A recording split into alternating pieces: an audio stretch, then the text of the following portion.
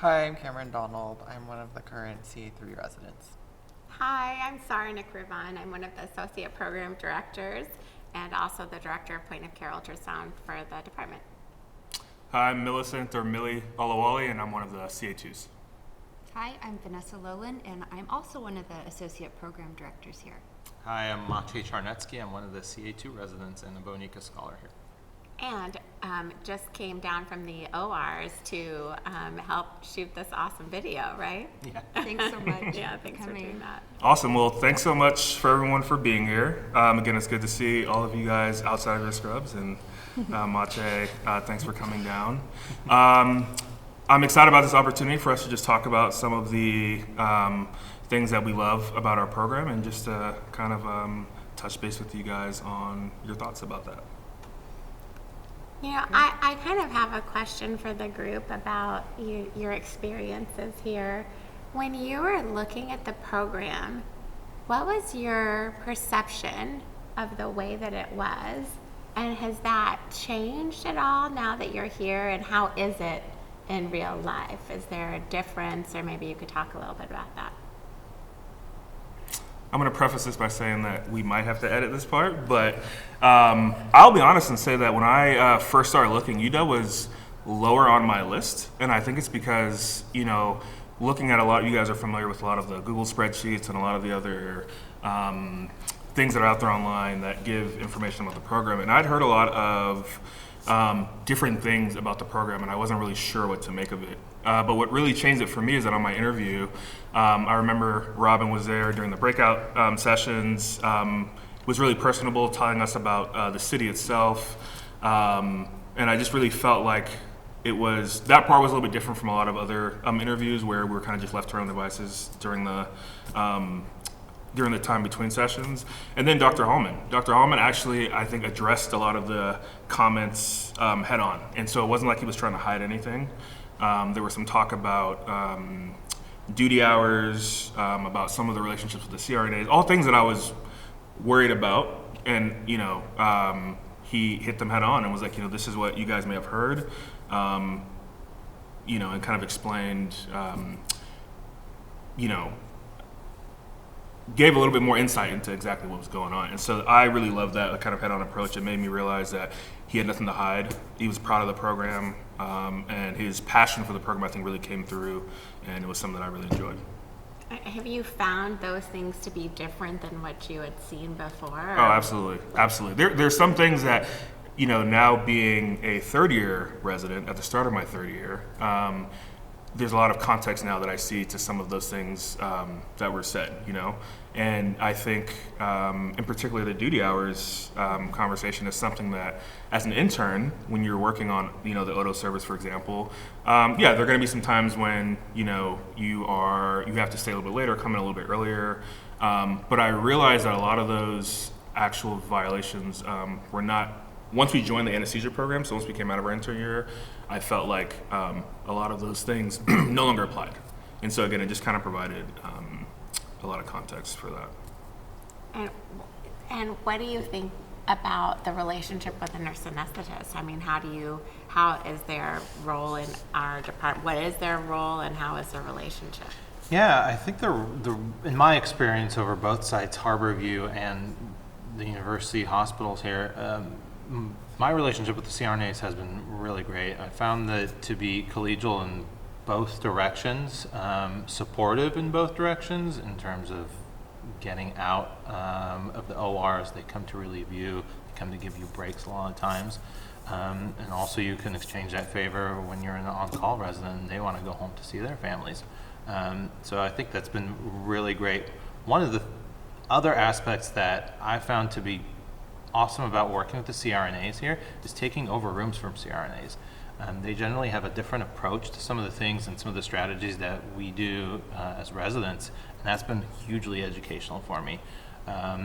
When they come in to relieve me, they can give me tips about how I can improve like my efficiency in the OR, which is something that I think as a resident you do struggle with a lot of the time in terms of turnover, and learning that from somebody who's very experienced in high turnover rooms like NORA cases has been a welcome experience that I didn't expect necessarily coming into residency.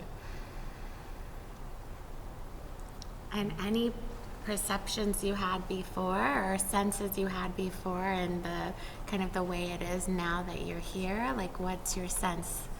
Yeah, when I was looking at residency programs, I think I was looking for an experience that provided a varied training experience, both in terms of types of facilities that you could train in, but also a diverse population of patients.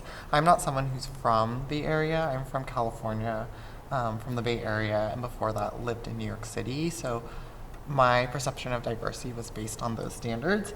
And I'd only ever heard of this place called Seattle, and I thought of it as this pretty homogenous place, to be honest. And my interview here was actually the first time I'd ever been here. And so I kind of came into the interview with that understanding, but I had a very good friend in the program who really encouraged me to come check it out.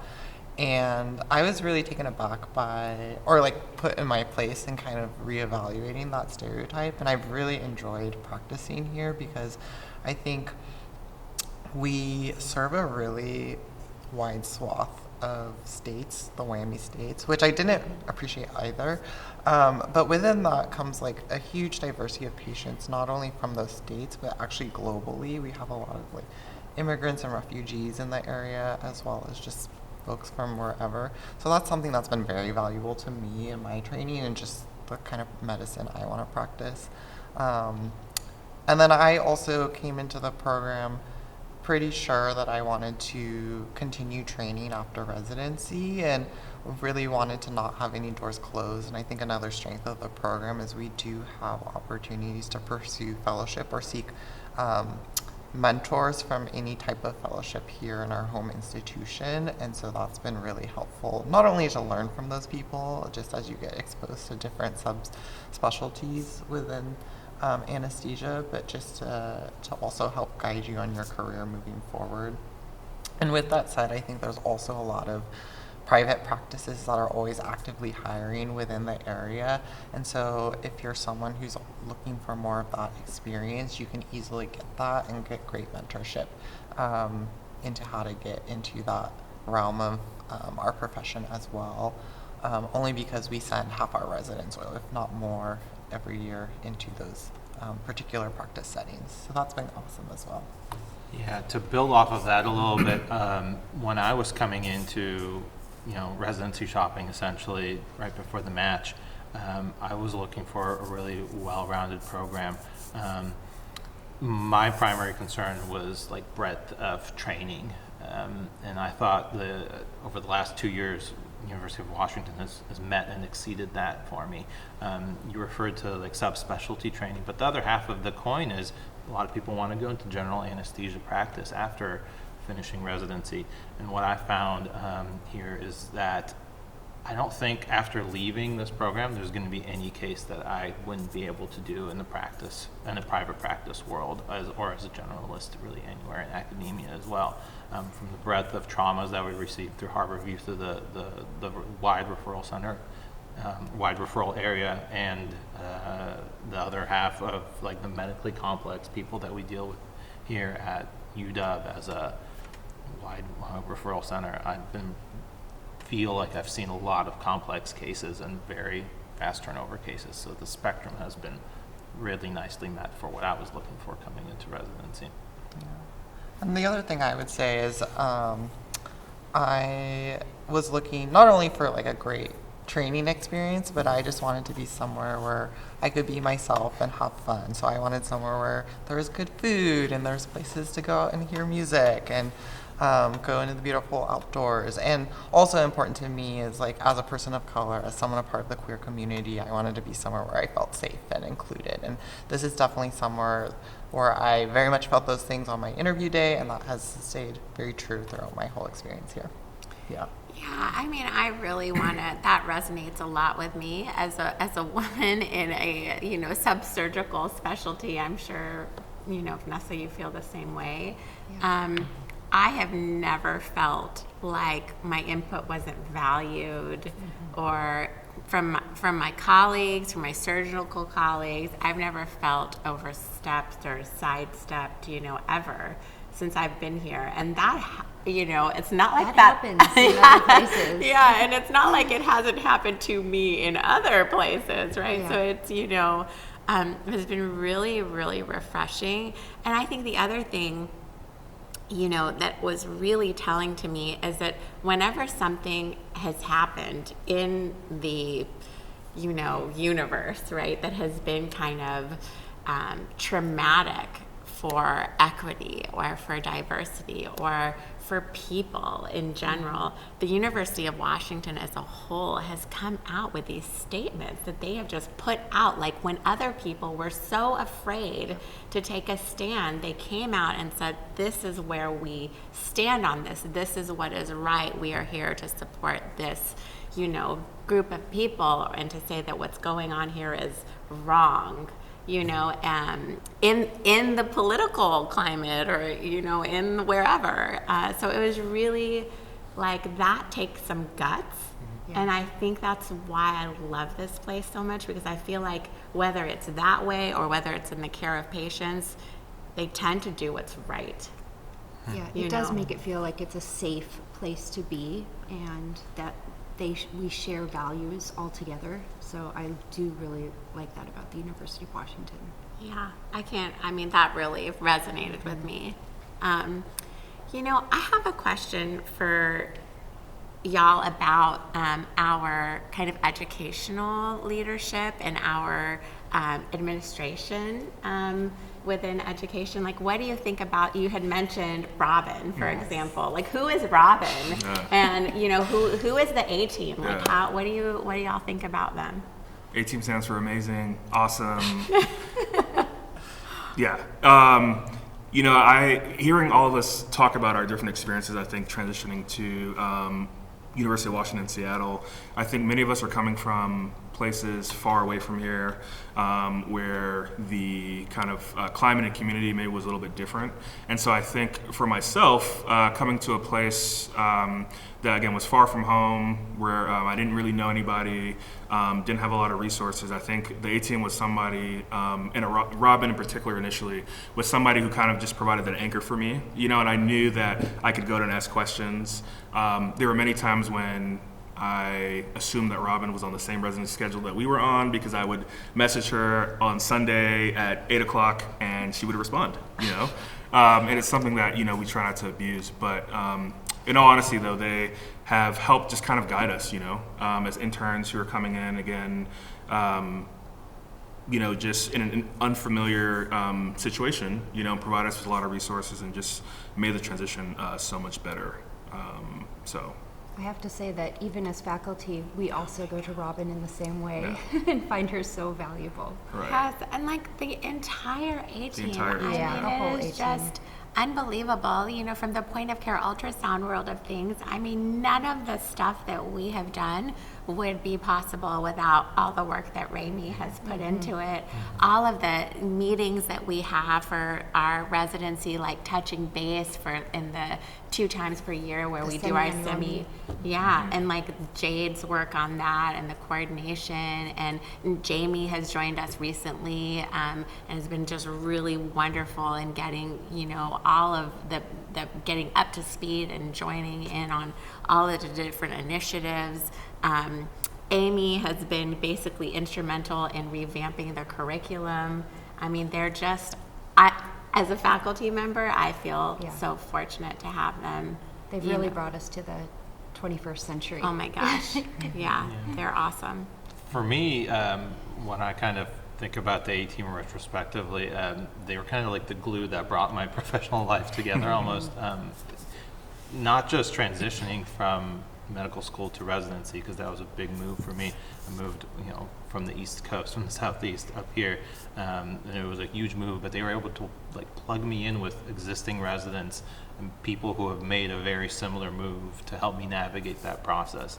And that continues to carry on year after year, because they're extremely helpful in maintaining all of my certifications, all the little things that I'm easily gonna forget about in between coming and going from the OR, coming off of service onto another service.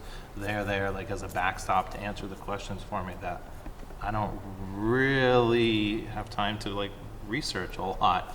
Like, how do I renew my license? They're there on top of it doing it for me. So yeah, it's been very, very helpful. Everything, all the hard work they've put in for me and my colleagues, I think. Yeah, they're the best. They have like a jar of candy in front of their door, so you can always get snacks. And then every other Wednesday, they're gonna feed you something. But in all honesty, I feel like I'm a needy resident and that I'm always asking for things. And so I'll just text someone from the A team. Like, for example, I applied to fellowship a while ago and was trying to figure out how to ask for a letter of recommendation from one of our faculty. And I was literally just texting Robin, being like, hey, how do I get this letter? What do I need to say? And she coached me through it. And then she taught me how to like be persistent and keep bugging that person for that letter. And so they really can help you out with literally anything. Life and skills. Yeah. there's no ask that's too small or too big. They will find a way. Yeah. I remember texting Robin on a weekend and she notarized something for me and just like out of thin air and was able to help me something completely work unrelated. So Yeah, they really are awesome. They have shirts too. Yeah. Those are the A team. Dr. Hallman got the shirts for them, which is really cool. It's probably before all of your time. Oh my goodness. Well, I don't know, Vanessa, if there are any other questions you had for our group today, or if there was any comments. I guess I had a question for Cam. We really tried to change the format of the training program to try to get people exposure to fellowships earlier so that they could make an informed decision. Do you feel like that was helpful for you? Yeah, I think if you're someone who wants any type of exposure early, it's really easy to get that. You just email or ask the A team and they will make it happen. We have the opportunity to make requests in our scheduling and sequencing of rotation, so that's really nice. And I think with the timeline with most of the fellowships, it's easy to get that, even though for most fellowships you're applying pretty early. It seems to be getting earlier and earlier as the years progress, and so we're trying to stay on top of that so that it meets the residents' needs.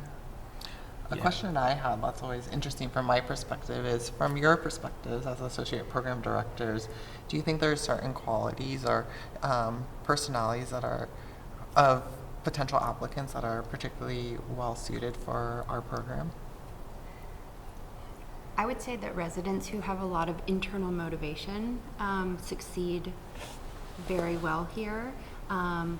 Those who will ask for assistance or help if they need it, and if they know what they want in terms of kind of a career goal as they progress, and they are willing to ask for mentorship help from their advisors, and just getting the assistance that they need, but really being proactive about their own education, their own learning. Yeah, and I think to piggyback on that, I completely agree. And I think also, individuals that learn by getting their hands dirty in a way, like getting busy and getting clinically active, those, I think learners probably do better in our environment because there is so much to do. And people who are flexible, I think generally do better in this program because you are going from different sites. You're exposed to people from all different kinds of backgrounds, which is a huge asset because you're always learning how to do things differently. You could have this approach from someone who may be trained at this other place or even in a different country, and you get to learn from all of these wonderful faculty in these different places, but you have to be kind of relatively flexible. And I think probably people who are comfortable with feeling a little uncomfortable. Don't y'all agree with that? Like, because things have to change, and I don't think growth occurs when you're feeling comfortable. It usually occurs when you're uncomfortable. So, yeah, I think in general those kind of individuals do better here.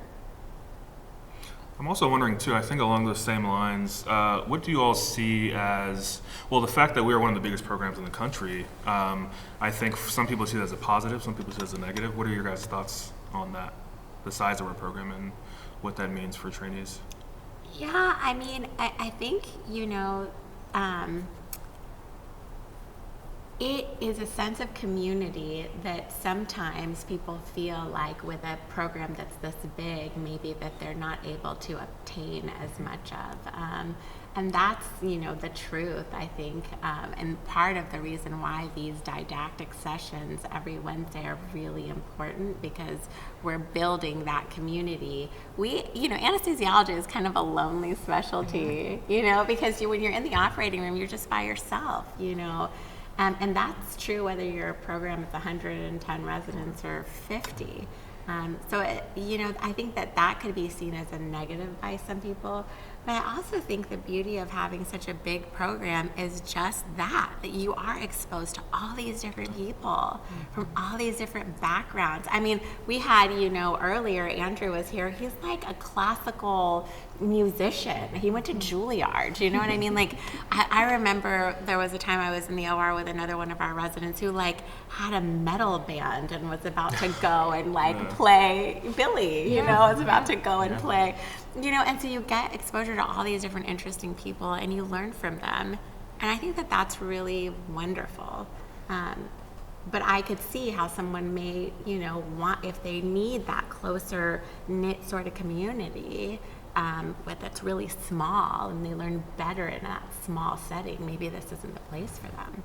Right. We try to make it a little cozier, in at least they're in the CA1 year, by having residents start at one particular site for 6 months so that they get to know the same cohort of residents. They get to know the nursing staff as well as the faculty group. And so it does feel a bit cozier. And so we do our best to try to create that sense of community early on in the training.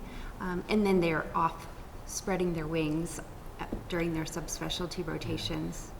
I found the breadth of personalities when I came here to be actually really a strength.